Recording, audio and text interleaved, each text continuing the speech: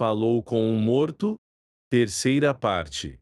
Deus prometeu que nos finais dos tempos, após seus servos receberem o Espírito Santo, filhos e filhas dos verdadeiros adoradores profetizariam, os velhos teriam sonhos e os jovens visões.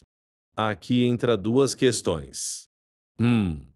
Algumas religiões modificaram o texto do plural para o singular com o intuito de exaltar Ellen White e enclausurá-la como sendo a única pessoa usada por Deus e com a capacidade de receber revelações e visões. Ou seja, no texto de Joel 2, versículo 28, depois que Ellen White veio à existência, Deus alterou sua palavra do plural para o singular, para beneficiar uma pessoa em detrimento de várias. Depois disso, acontecerá que derramarei o meu espírito sobre todo ser vivo, vossos filhos e vossas filhas profetizarão, vossos anciãos terão sonhos, e vossos jovens terão visões. Lendo de forma honesta a profecia não é com referência a uma pessoa, e sim, a números indeterminados de pessoas. Mas os incrédulos direcionaram a uma única pessoa passando por cima da profecia de Deus. 2.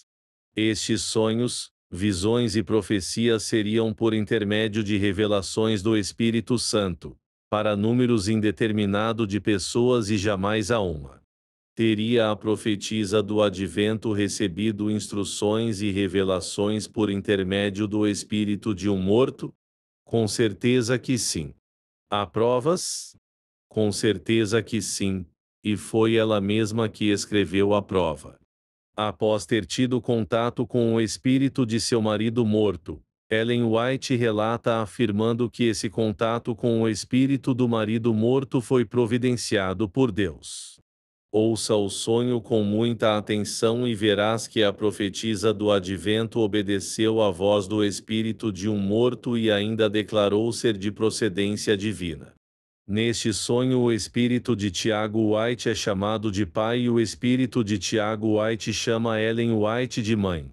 Tratamento carinhoso entre ela e o espírito do marido já falecido. É extremamente proibido por Deus a pessoa buscar aceitar orientações e informações por intermédio do espírito de um morto. E neste sonho Ellen White consultou e deu ouvidos ao espírito de seu marido depois de morto. Ele veio encontrar-se com ela e dar-lhe informações a serem seguidas. Quando entrares na terra que o Eterno teu Deus te dá, não aprenderás a fazer conforme as abominações daqueles povos. Nem quem consulte os mortos, pois todo aquele que faz estas coisas é abominável ao Eterno, e é por causa destas abominações que o Eterno teu Deus os lança fora de diante de ti. Deuteronômio 18, versículos 9 a 12. O homem ou mulher que consultar os mortos ou for feiticeiro, certamente será morto. Levítico 20, versículo 27.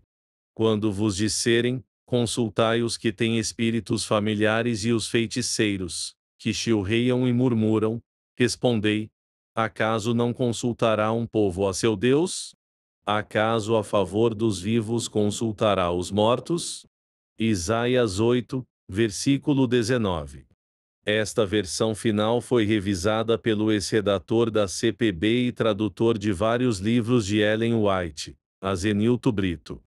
Relato do sonho espírita por Ellen White. No final colocarei o texto no original. Alguns dias após estar implorando por luz ao Senhor com relação à minha tarefa. À noite, sonhei que eu estava na carruagem, guiando, sentada ao lado direito. Pai estava na carruagem, sentado ao meu lado esquerdo. Ele estava muito pálido, mas calmo e composto. Ora, pai asterisco? Exclamei.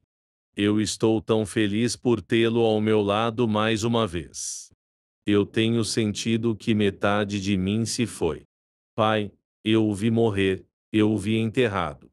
Teve o Senhor pena de mim e deixou que voltasse para mim novamente para trabalharmos juntos como fazíamos? Ele parecia muito triste.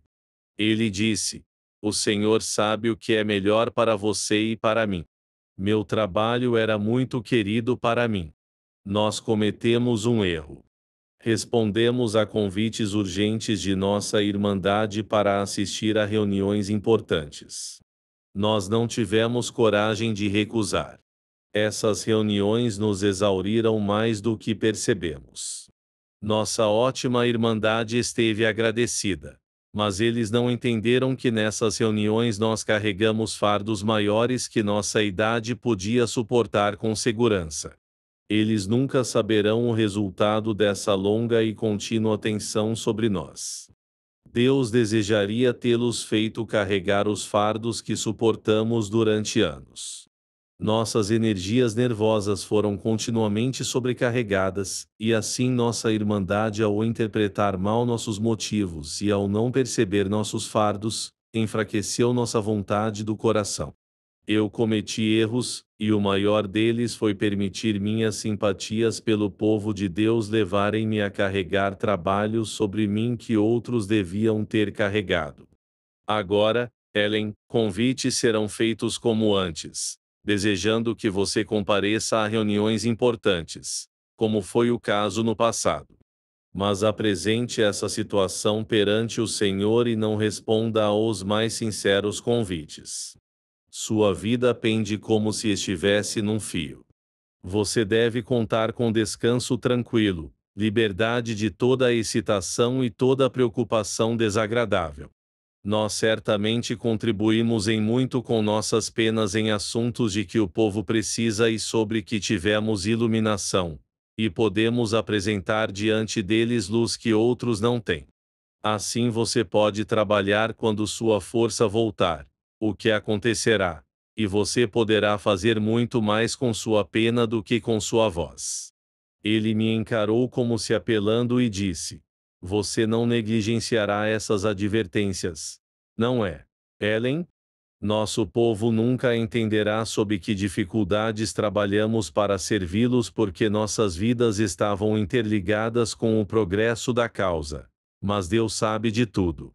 Eu lamento por ter me sentido tão profundamente inadequado e em emergências agido de modo irrazoável, sem cuidar dos princípios de vida e saúde. O Senhor não exigiu que carregássemos fardos tão pesados enquanto nossa Irmandade tão pouco. Devíamos ter ido para a costa do Pacífico antes, e dedicado nossas vidas a escrever. Você fará isso agora? Você, quando sua força retornar, pegará sua pena e deixará escritas estas coisas que há tanto antecipamos, e agirá devagar? Há coisas importantes de que o povo precisa. Faça desta sua primeira ocupação. Você terá que falar um pouco ao povo, mas fique longe das responsabilidades que nos exauriram. Continua. Autor: Eurias Rodrigues Carneiro.